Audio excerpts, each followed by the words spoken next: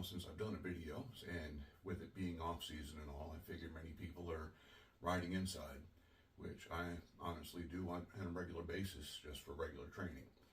And I know a lot of folks out there on hand cycles have really not much idea as to how to set up for indoor training.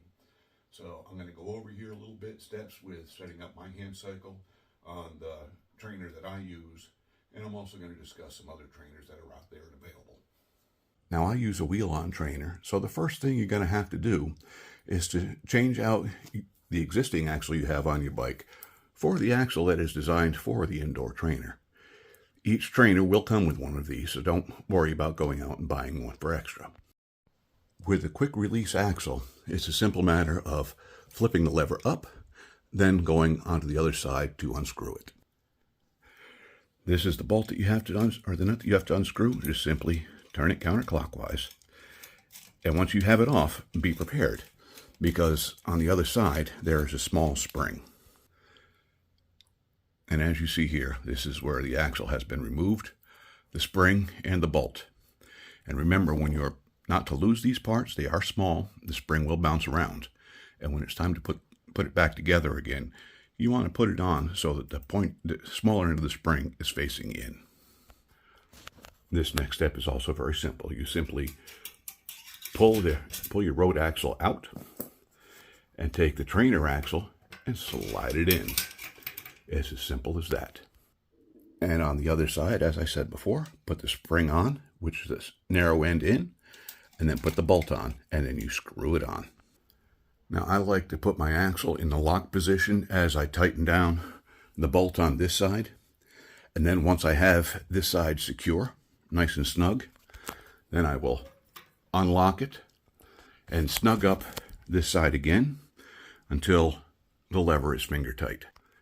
You don't want to put your quick axles on too tight because they can tighten during the ride, and this is part of your pre and post ride checks anyways, which I will do another video on what you should do with pre and post ride inspections. Now I am not endorsing any brand names, but the roller that I use is a Saris M2 Smart Trainer. This can hook up to your computer as well as to your bike so that you have a more efficient training session. For how to set your smart trainer up, please refer to the individual manufacturer's guidelines. Now before you put your bike on the trainer, you need to make sure that your tire is pressurized to the maximum pressure allowable. With my particular tire setup, that's 120 psi. Next, you want to line your hand cycle up with the roller and try to get it as straight as possible. And then release the brakes and roll it forward into the roller. Being careful not to hit your derailleur on the post of the roller. This next step is kind of tricky to do while I'm recording and doing it at the same time, so please bear with me. You're going to want to lift your bike up so that the fork levers are above the mounting brackets. Line one side of the roller of your axle up, and line up the other side. And once it is lined up, you move this lever forward until it locks into place.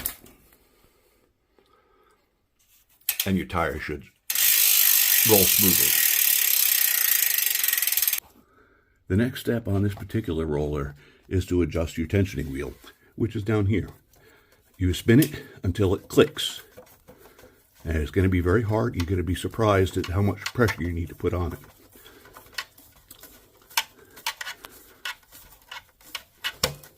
And there, you hear that click? That's as far as you need to go. And that's as far as it will let you go. Now, as an option, you can put wheel blocks underneath your wheels. These are sold individually because they're meant for able-bodied cyclists who have two wheels. So you'll have to buy two, one for each of your rear wheels. You put it on the center of the wheel, lift up and slide it. Once done, you'll have to repeat this on the other side. And what this does is it makes it so that you have more of an even ride when you're training. Now, something else you're going to need is definitely going to need fans, because when you're riding inside, it's going to get hot, it's going to get humid, and you want to have your #1 fan with you to help keep you cool. I prefer to keep it flowing from behind me because, tailwinds make you go faster. As a tip, it's always a good idea to put a towel or a blanket down over top of where you're going to be sitting, because you're going to be sweating like a pig, and there's no forward there is no forward momentum to blow the sweat off of you, so your sweat's going to be dripping directly down onto the frame. I also have a piece of hard plastic down here to also collect sweat, because, don't want to destroy the carpet and make the house stink. Now, with a wheel-on trainer, you can't use your footrests. So what I do is I simply put my foot on either side of the wheel and the toe end facing past the trainer. That way, if my leg slips, it's not going to go into the spokes. And I've had thousands and thousands of miles on here and never had an accident. I'm not saying that you will not, just this is how I do it. Some people do it differently. And just go with your own pleasure. And now that we've gone over all that, let's just have a quick discussion here of how you make it all work. Now, me personally, I use a program called Zwift. It costs about $15 a month for a subscription. It has several different training plans in it. It has different routes, and the smart drive communicates with it and will adjust your resistance accordingly. So it gives it I can't say a realistic ride, but more realistic ride. The training programs that it has are very good for getting yourself stronger and faster. So go with it. And I keep a television in front of me so I can sit down and watch movies while I ride, and it helps to kill time. Now, if you are using a laptop computer or a desktop computer, or even if you have Apple TV, you can run Zwift directly onto the television so that you have more of an immersive feeling going on. For me personally, I just keep it going on a laptop beside me so I can glance at it. I use my cycling computer in front of me so I can track my wattage and cadence and heart rate and keep with my training plan. And I watch the television, like I said, to make things pass by. It is very boring sitting down doing your training. It is very boring sitting down doing the training, and having something to pass the time is helpful. But always keep in mind that you need to glance down at what your power is, your time, everything else. And that way you can keep with your training, whether it is endurance training, intervals, or hill repeats, or just a plain old recovery ride. And the indoor roller is fantastic for that. Well, that's all I've got for you today. And next time I'll probably be doing something on pre and post inspections or something else like that. Well, thank you. Keep the rubber on the road and have fun. Say goodbye, Hope. Oh, while I'm thinking about it, I forgot to mention the different style rollers that there are that you can use to train indoors. Now, you have the Sport Crafter, which is a wheel-on roller, but it is what I call a dumb roller. It gives you more resistance the faster you pedal. And it's good just to keep yourself busy. A lot of people will take them to races to get warmed up before the race starts. They're very compact and easy to get around. Then you have what I showed you here, which is called a wheel-on roller. It's one of the easiest options for a hand cycle because you just, like you saw, swap your axles out, put it on, and go to town. They also have what is called a wheel-off roller or direct drive trainer. And with that, because of a hand cycle's characteristics, you have to build a frame for it to put it upside down. Your cassette mounts to it, and you can pedal that way. And it's supposedly gives a much more realistic ride. But with that, you're paying the price, and they are very, very expensive. Look up the different style trainers that are out there and come up with your own budget for it. There are several different programs out there. Like I said, I use Zwift, and my reason for using Zwift is it's very user-friendly, and like I said, it's got hand cycle avatars. I was involved with the creation of that in a very minor way, and Zwift put a lot of time and effort into it, and they went through the different hand cycle characteristics. They talked with several people who ride and race hand cycles all over the world to come up with this, and they finally came out with something that is spectacular, in my opinion.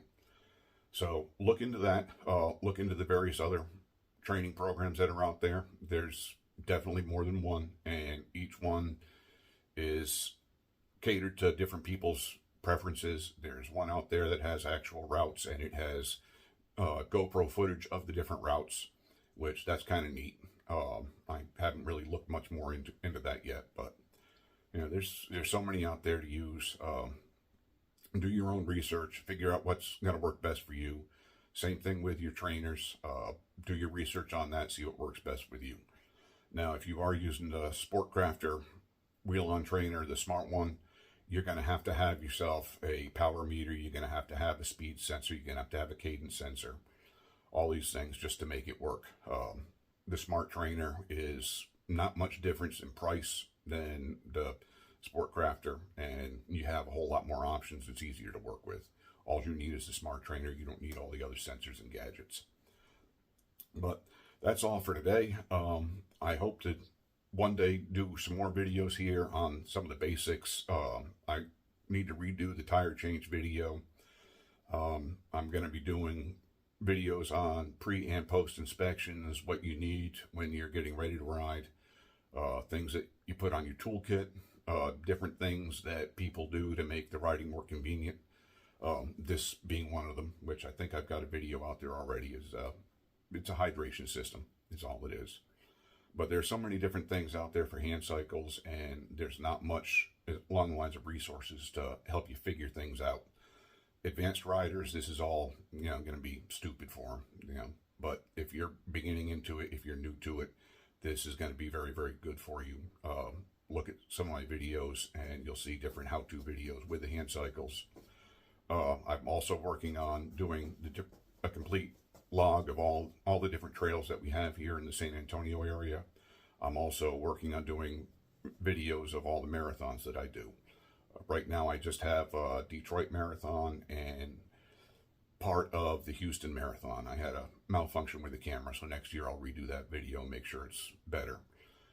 If I'm able to go to LA next month, I will do the LA Marathon video. I'm also going to do one at Boston Marathon, which that's a big one on the circuit. So look forward to more of those. And my budgets are not doing so great right now, so I'm not going to be able to do as many marathons as I wanted to, so I'm not going to be able to make as many videos of them as I wanted to. But be ready, look out for them. There are more coming.